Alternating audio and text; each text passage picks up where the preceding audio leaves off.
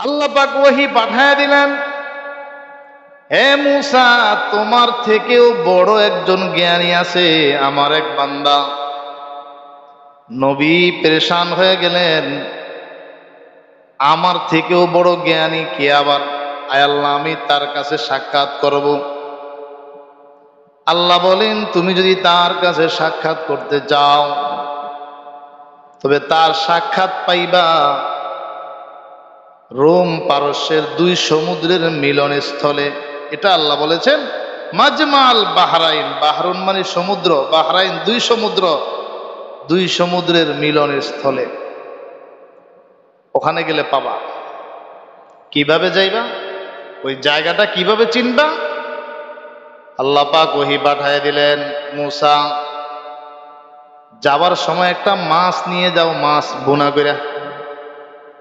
যেই জায়গায় দেখবা মাছটা জীবিত হয়ে গেছে, জীবিত হয়ে পড়ে গেছে, ওই জায়গায় আমার ওই বান্দার সাক্ষাৎ পাইবে।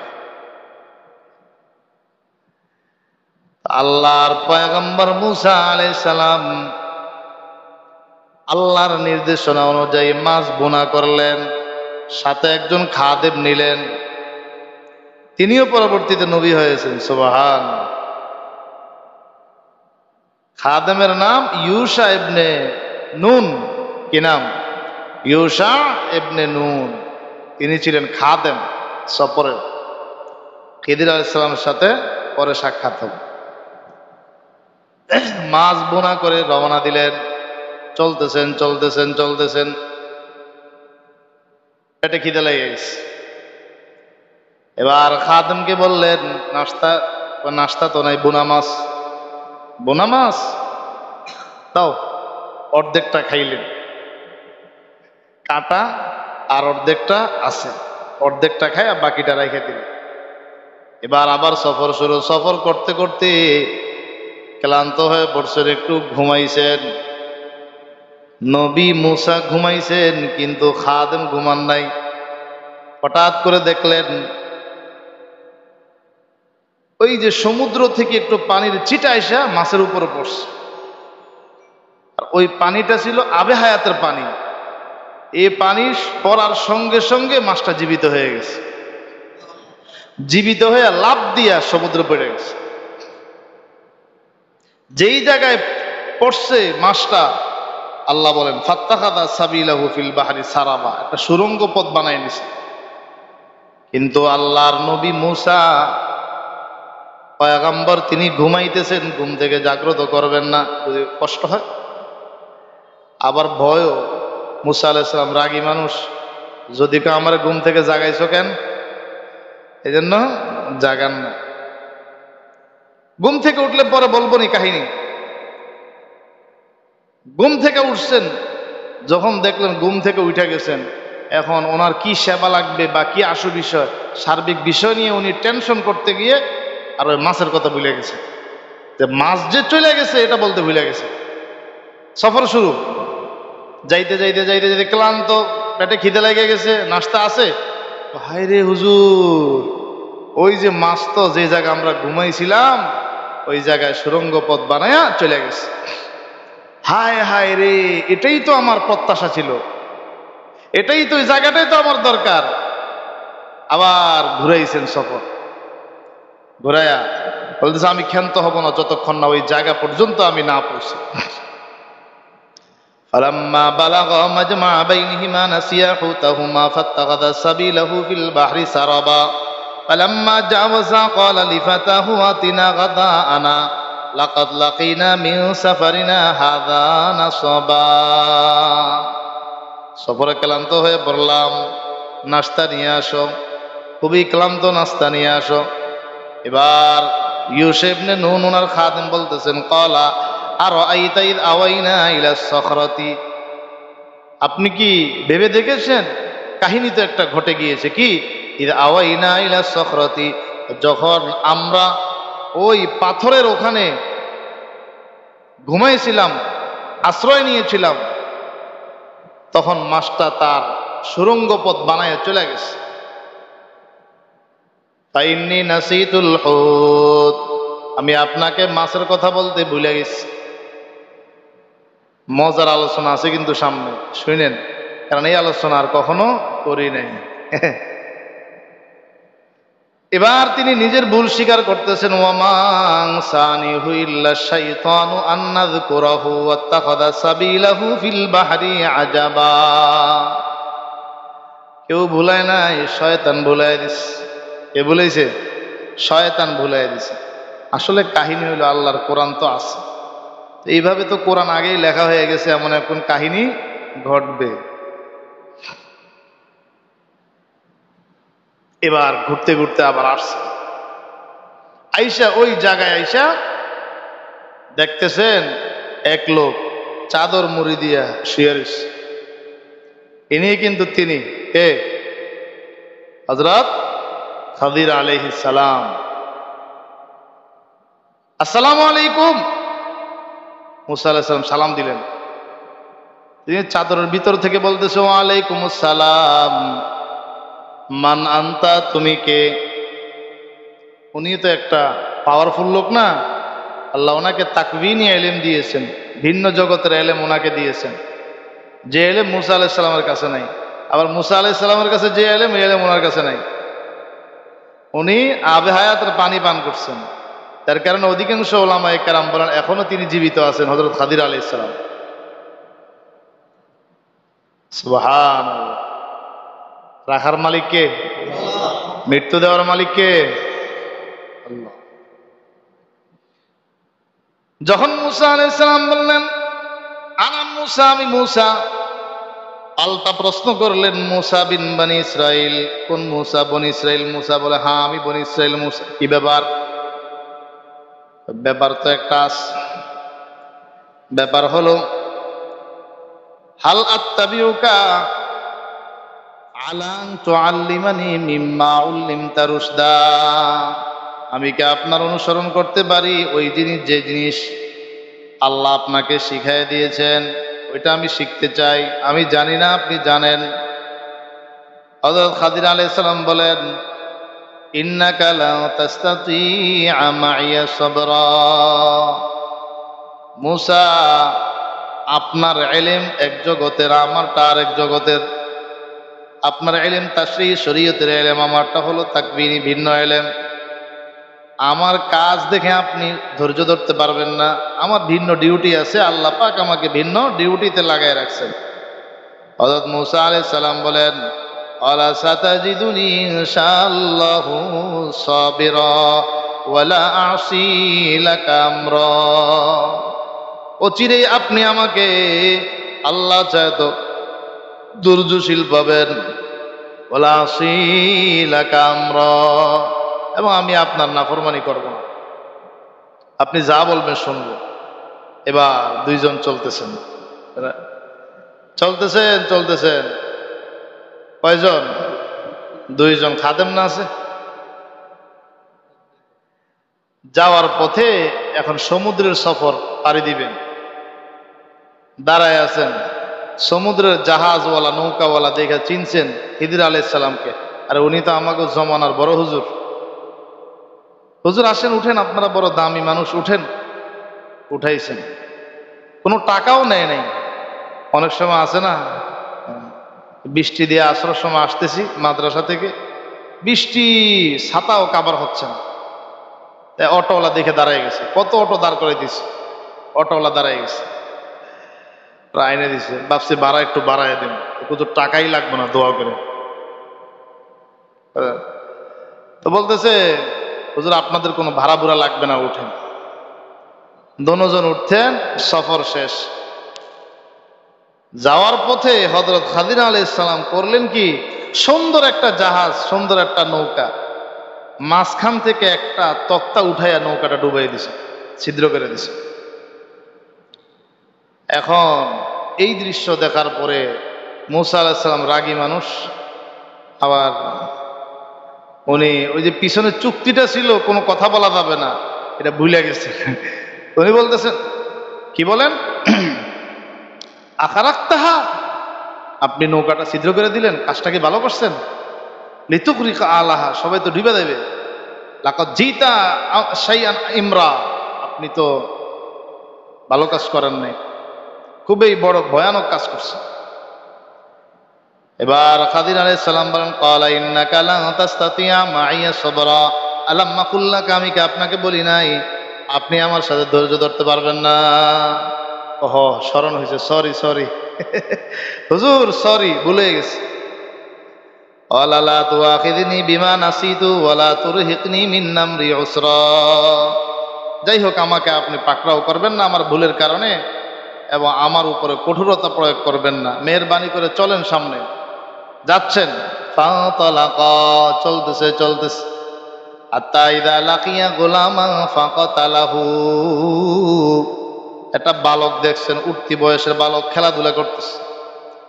খাদির আলাইহিস সালাম ধইরা ঘাটটা মটকাই দিয়ে মেরে ফেলছেন। আচ্ছা বলেন, এই দৃশ্য দেখার পরে মুসা আলাইহিস সালাম ঠান্ডা থাকবো? এবার আবার, আকাতালতা নাফসান যাকিয়াতাম বিগাইরি নাফস, আপনি একটা পবিত্র নিরপরাধ বালককে মেরে ফেললেন। লাকাদ জিতা শাইআন নুকরা, আপনি খুবই মন্দ কাজ করছেন, কাজটা কিন্তু ভালো করেন না আপনি। এবার খাদির আলাইহিস সালাম কয়, হুজুর ক্বালা আলাম আকুল লাকা ইন্নাকা লা তাসতাতিয়া মাইয়া সাবরা, বলি নাই আপনাকে আপনি আমার সাথে ধৈর্য ধারণ করতে পারবেন না? ও বলছেন তো, আচ্ছা ঠিক আছে সরি, এবার লাস্ট চান্স, এরপরে যদি আমি আপনার কোনো কর্মকাণ্ডে প্রশ্ন করি তারপরে আর আমাকে রাখবেন না। এবার আবার চলতেছে, যাওয়ার পরে যাইতে যাইতে দেখে গ্রামের একটা বাড়ি, পেটে খিদা লেগে গেছে, সফর করতে করতে বলতেছে আমাদেরকে কিছু খাবার দেন, আমাদের পেটে খিদা, আমরা মুসাফির। ওরা জানে না কোন ধরনের মুসাফির, যদি জানতো বুঝতো তাইলে ফিরাইতো না। এরা বলে না না, কই থেকে আয়েন, এই দরবেশ টরবেশ যান, শুধু ডিস্টার্ব করেন। হ্যাঁ, এরা খাবার দেন। কষ্ট লাগাটাই স্বাভাবিক, কি কথা ঠিক না বেটি? কষ্ট লাগাটাই স্বাভাবিক। সুবহানাল্লাহ। তা আসার পথে এদেরই বাড়ির পাশে একটা দেওয়াল, এদেরই বাড়ির পাশে ফাওয়াজাদা ফিহা জিদারা, দুজন দেখলেন একটা কি দেওয়াল, ইউরিদু আইয়ান কাদ্দাফা কামা, ওই দেওয়ালটা ভেঙে পড়ে যাইতেছে, এটাকে একটু সোজা করে দিলেন। কোন কোন বর্ণনায় আছে হযরত খাদির আলাইহিস সালাম শুধু হাতের ইশারা করছেন, দেওয়ালটা সোজা হয়ে গেছে। সুবহানাল্লাহ বলেন না? কারণ আল্লাহ তাআলার বিশেষ এক শক্তি তো আল্লাহ ওনাকে দিয়েছেন। আল্লাহু আকবার। এবার দেওয়াল যখন সোজা করলেন, মুসা আলাইহিস সালাম বলেন, লোকগুলো বড় কৃপণ, বড় কৃপণ, বকিলের ফুত বকিল। খাবার চাইলাম, খাবার দিল না। আপনি যে একটু তাদের উপকার করে দিলেন, এটা যদি তারা মেস্তরি দিয়ে করাইতো টাকা লাগতো, আপনি চাইলে তো কিছু পারিশ্রমিক নিতে পারতেন, তাও তো এটা একটা প্রশ্ন করে বসছেন।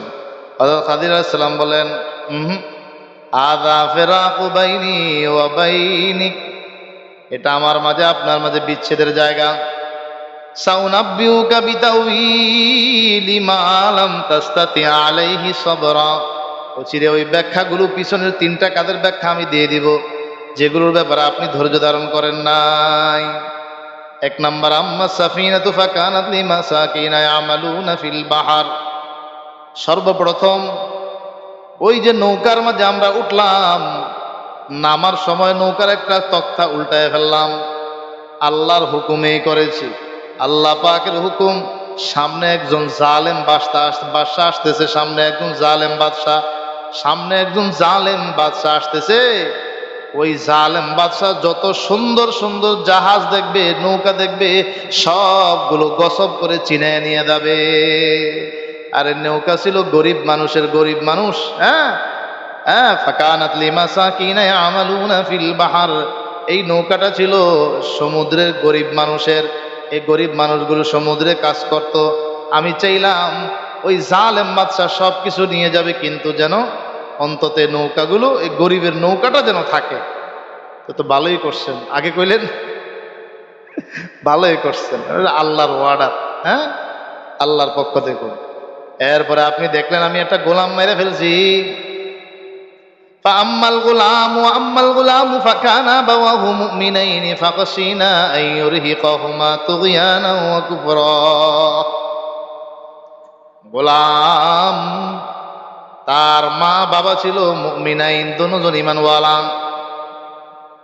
গোলাম। তার মা বাবা দুজন, এই ছেলেটার মা বাবা কি ঈমানওয়ালা।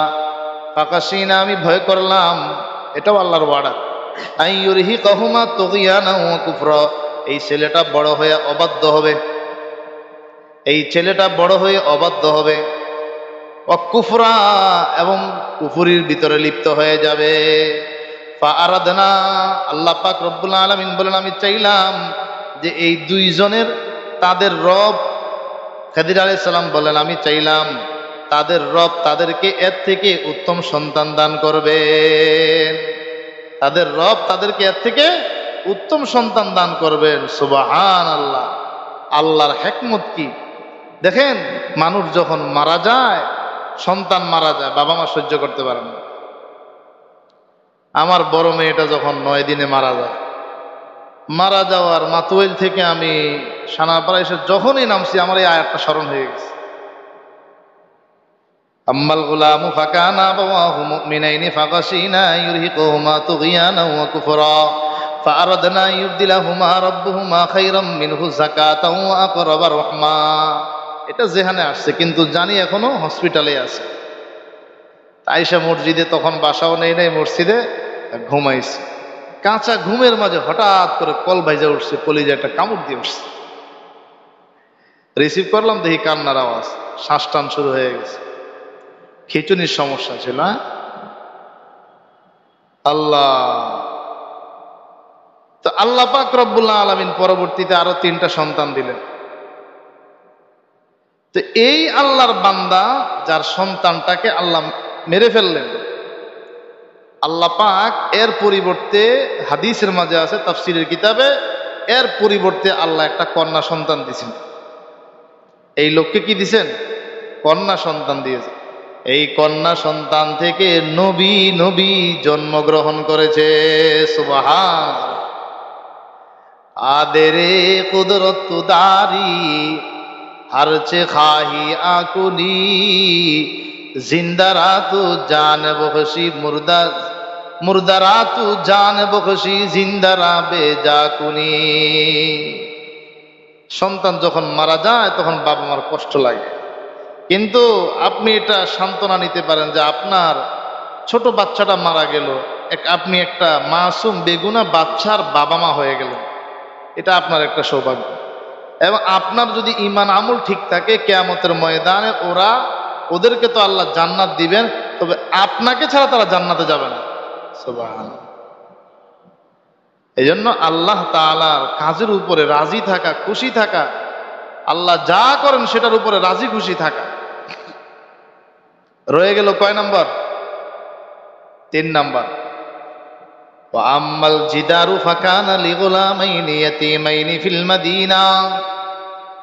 যেই দেয়ালটা হযরত খাদির আলাইহিস সালাম ঠিক করে দিলেন, সোজা করে দিলেন, এই দেয়াল ছিল 2জন ইয়েতিমের, শহরের 2জন এতিম সন্তানের বাবা নাই। তাদের কি নাই? বাবা নাই। কিন্তু বাবা, এই ওয়াকানা তাহতাহু কানজুল লাহুমা, এই দেয়ালের নিচে তাদের জন্য গুপ্তধন রাখা ছিল। দেয়ালের নিচে গুপ্তধন রাখা ছিল, কোটি কোটি টাকার সম্পদ। এখন যদি দেয়াল ভাঙ্গা থাকে, মানুষ এসে এটাকে ফালায় দিবে, ফলে এখান থেকে গুপ্তধনগুলো চুরি হয়ে যাবে। এজন্য আল্লাহ চাইলেন, খাদির আলাইহিস সালাম বলেন, আমি এটাকে সোজা করে দিলাম। আমি এটাকে সোজা করে দিলাম যেন তারা এগুলো কি।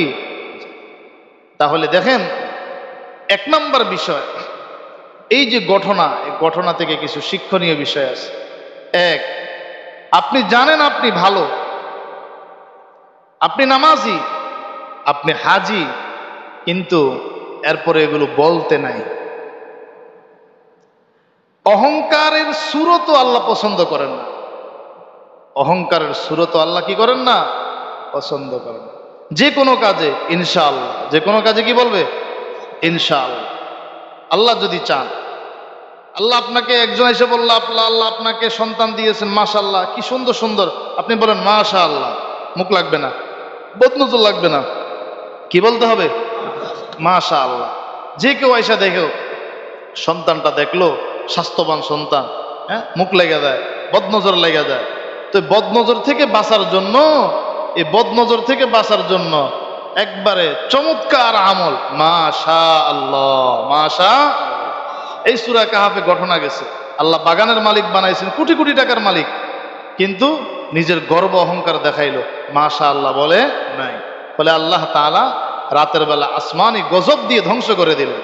তাহলে যে কোনো নেয়ামত পাইলে কি বলবো? আলহামদুলিল্লাহ, মাশা আল্লাহ। কেউ আপনার সন্তানের উপরে কোনো মন্তব্য করলো, আপনি বলেন মাশা আল্লাহ। আপনার গাড়ির উপরে, বাড়ির উপরে কোনো মন্তব্য করলো, আপনি বলেন মাশা আল্লাহ। আপনার সম্পদের উপরে কোনো মন্তব্য করলো, আপনি বলেন মাশা আল্লাহ। আপনার ব্যক্তিত্বের উপরে কোনো মন্তব্য করলো, আপনি বলেন মাশা আল্লাহ। বদনজর লাগবে না। আল্লাহ বদনজর থেকে কি করবেন? হেফাজত করবেন। কি বলতে হবে? মাশা আল্লাহ। 2 নম্বর বিষয় হলো, এখানে আল্লাহ মাছ নেওয়ার জন্য বললেন কেন? মুসা আলাইহিস সালাম সফরে মাছ নিয়ে গেলেন, মাছ নিতে বলছেন। মুফাসসিরিনে কেরাম লেখেন, বনি ইসরাইলদের প্রিয় খাবার ছিল মাছ। বনি ইসরাইলদের প্রিয় খাবার ছিল কি? মাছ। 3 নম্বর পয়েন্ট শিক্ষণীয় আমাদের, এখানে বলেছেন আও আমদিয়া হুকবা, মুসা আলাইহিস সালাম যে আমার সেই কাঙ্ক্ষিত জ্ঞান অর্জনের জন্য আমাকে যুগ যুগ ধরে যদি সফর করতে হয়, আমি সেখানে সফর করবই। অতএব ইলম অর্জনের জন্য, মাসালা শিক্ষা করার জন্য, দ্বীনের সহিহ ইলম অর্জনের জন্য যদি আপনাকে আমাকে বহুদূর যেতে হয়, সেখানেও আমাদের যেতে হবে। সেখানেও আমাদের কি করতে হবে? যেতে হবে। এটা বড় শিক্ষণীয়। দ্বীনের জন্য সাহাবায়ে কেরাম বহু কষ্ট করেছেন, বহু কষ্ট করেছেন। 3 নম্বর। 4 নম্বর শিক্ষণীয় বিষয় হলো, হার কাজে প্রশ্ন না করা, ধৈর্য ধরা, ধৈর্য ধরা। ওয়াবাশশিরিস সাবিরিন, কি করতে হবে? ধৈর্য ধারণ করতে হবে।